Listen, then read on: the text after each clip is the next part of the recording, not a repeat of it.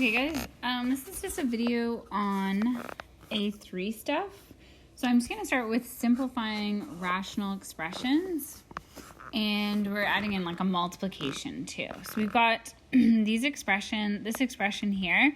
So we've got two fractions multiplied by each other. And we're just trying to simplify. So the goal is to have just one final fraction or number.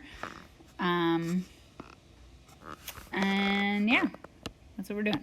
Okay, so the first thing I would do if I were you is I would always try to factor everything. Because in factored form, that's basically the only way that we're going to be able to reduce our fractions, and it's going to be easier to multiply. So I'm going to start with this top left guy. So it's a simple trinomial, so I'm looking for two numbers that multiply to 21 and add to 10. And I believe my numbers are 7 and 3. So I'm going to do x plus 7 and x plus 3. Check out a factoring video if you're lost with the factoring stuff. Divided by x plus 3 times, see if I can simplify anything in the second fraction. So I'll leave x plus 2, and this is another simple trinomial. So two numbers that multiply to 14 and add to 9. So x plus 7 and x plus 2. Okay, now I'll combine my fractions together. Although before I do that, I could just simplify those, and these guys, I might as well. Because I'm just dividing my fraction by x plus 3, so those go away, and x plus 2. So I'm left with x plus 7 in one fraction, over 1, I guess, times, nothing's on top, so we'll put a 1 there, 1 over x plus 7. And when I combine those fractions together, x plus 7 times 1 would just be x plus 7. 1 times x plus 7 would also be x plus 7. And this is crazy, but looks like those guys cancel out as well. That entire expression there. So all I'm left with is 1. So this entire fraction just simplified out to 1. Okay, then I always ask you guys to state the restrictions on the variables, and that just means you don't want the bottom to be 0 in any fraction.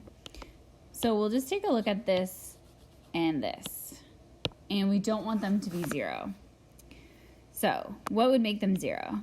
Whoops. If you're not sure, you could simply set the expression equal to 0 and solve for x.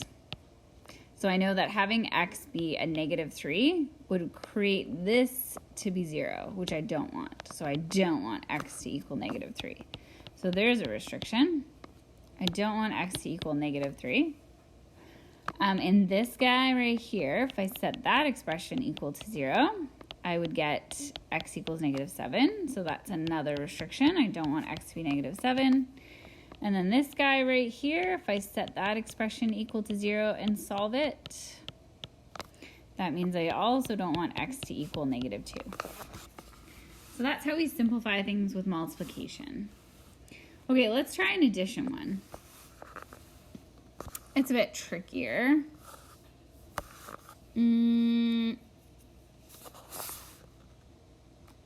Actually, let's try a division. Okay, say we had x squared plus 15x divided by 4x plus 24. Divide that by 3x over 3x plus 18. I'm just taking these from the A3 practice sheet, by the way. Okay, so I'm going to start off with switching that to a multiplication and flipping my second fraction. Just going to get that out of the way. So it becomes multiply, and then we have 3x plus 18 divided by 3x. Okay, next step. I think I'm going to factor this. Anything I can. So it looks like all of this is common factoring. So like my top one here, they have an x in common, so I'm going to factor an x, leaving x plus 15.